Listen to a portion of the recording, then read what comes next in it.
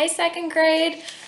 So this week is the last week of Mr. Popper. With me this week, you're going to read chapter 17 and 18, and then on Thursday, you're going to read or listen to 19 and 20, and then we have read all of Mr. Popper's Penguins. So last week, we were reading that the Poppers Performing Penguins are going out and doing these shows, and the crowd loves them. They're laughing hysterically. They think that they're just so funny. But the Penguins are starting to kind of disrupt some of the other acts.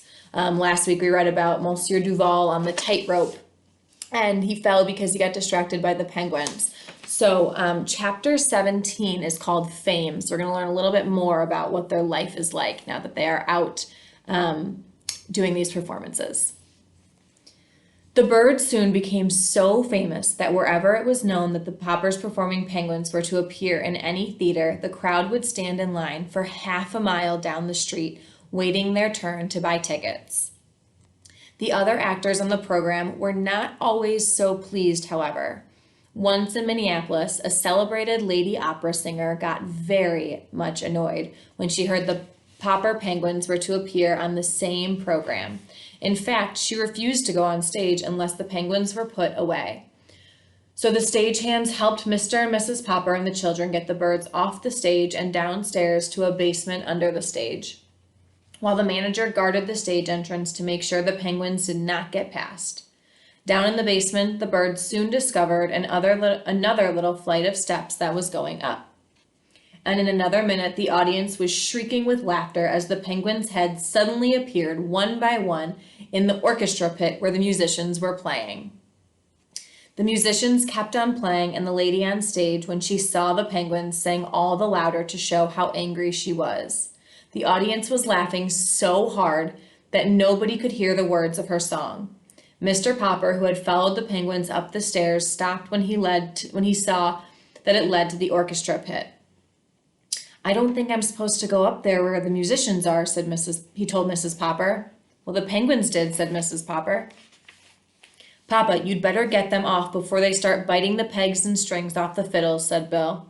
"Oh dear, I just don't know what to do," said Mr. Popper, sitting down helplessly on the top step.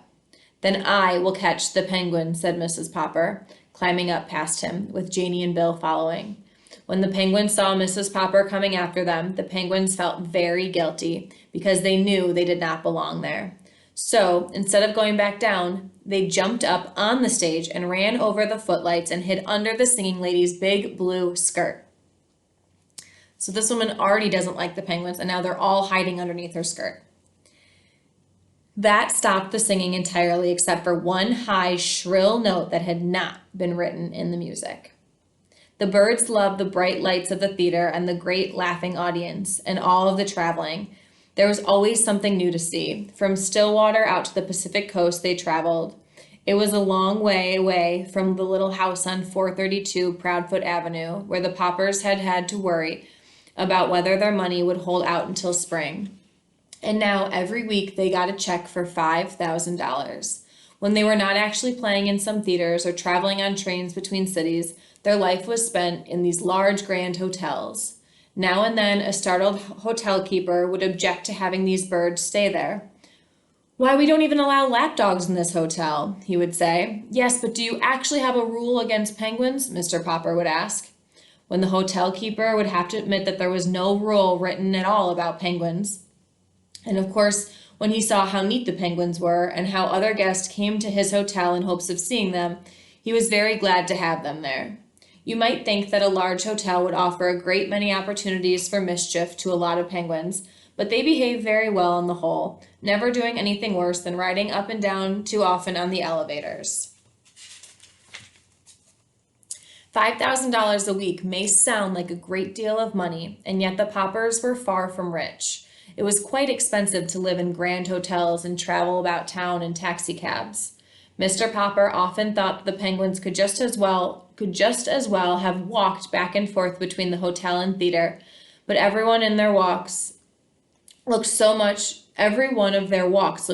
like a parade that it always tied up the traffic. So Mr. Popper would never like to be a nuisance to anyone. He always took taxis instead. It was expensive to have huge cakes of ice brought to each hotel to cool the penguins. The bills in the fine restaurants where the Poppers often took their meals were also dreadfully high. Fortunately, however, the Penguins' food had stopped being an expense to them. On the road, they had given up having tank cars of live fish shipped to them because it was so hard to get deliveries on time. So they went back to feeding the birds canned shrimp. This cost them absolutely nothing, for Mr. Popper had written a statement saying, "Popper's performing penguins thrive on Owen's Ocean shrimp."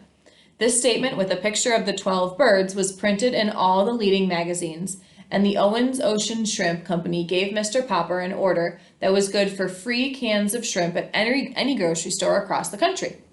So they get their shrimp for free now.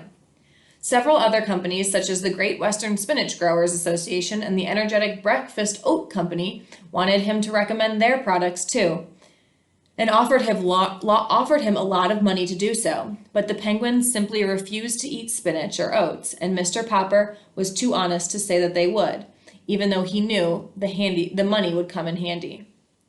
From the Pacific coast, they turned east again to cross the continent. This time, they had enough time on this brief tour to touch only the larger cities. After Minneapolis, they went to Milwaukee, Chicago, Detroit, Cleveland, and Philadelphia. Wherever they went, their reputation traveled ahead of them. When in early April they reached Boston, huge crowds waited for them outside the train station. Up to now, it had not been too difficult to keep the Penguins comfortable, but a warm spring wind was blowing across the Boston Common, and at the hotel Mr. Popper had had to have ice brought up to his room in 1,000-pound cakes. He was glad that the 10-week contract was almost up, and that the next week, when his birds would appear in New York, was the last week. Already Mr. Greenbaum was writing about a new contract. Mr. Popper was beginning to think, however, that he had better be getting back to Stillwater, for the Penguins were growing irritable. So we're learning that it's about to be spring, and if you're following along on your calendar, it's April now. So he's saying that there's a warm breeze coming in, and we know that these Penguins need it cold.